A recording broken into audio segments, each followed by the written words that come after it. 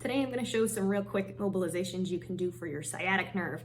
These things are real helpful for folks who are working on things that often require forward folding or hamstring flexibility, but have a little bit of sciatic nerve tension. If you're not sure if you have nerve tension, I'll include some links in the description that talks a little bit about that in more detail and how to tell if you have it or not. If you're not quite sure, I also have a pre and post assessment in this video that can give you a general idea if maybe this is something that affects your forward fold flexibility.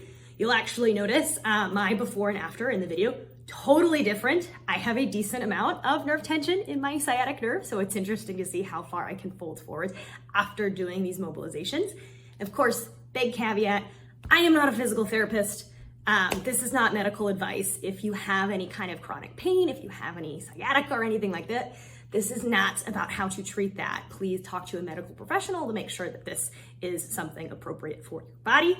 Otherwise, if you have a pain-free body, go ahead and watch the rest of the video.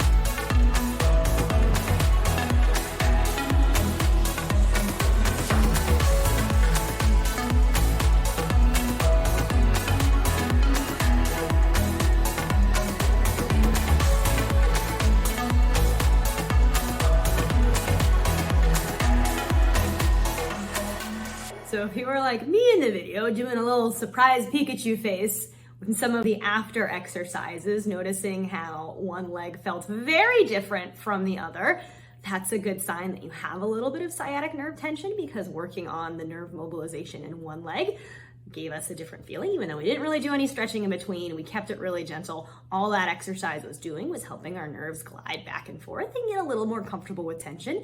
So if that is the case for you, I would suggest you include these types of mobilizations right after your warm-up or as part of your warm-up before you do any kind of deeper stretching for your hamstrings, forwards folds, or any kind of movements where you're bringing your legs towards your chest that require your sciatic nerve to be in a little bit more of a tensed position.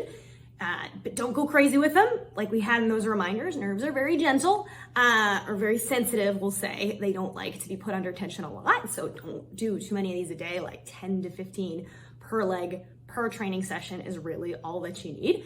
And I hope this makes a difference in your training.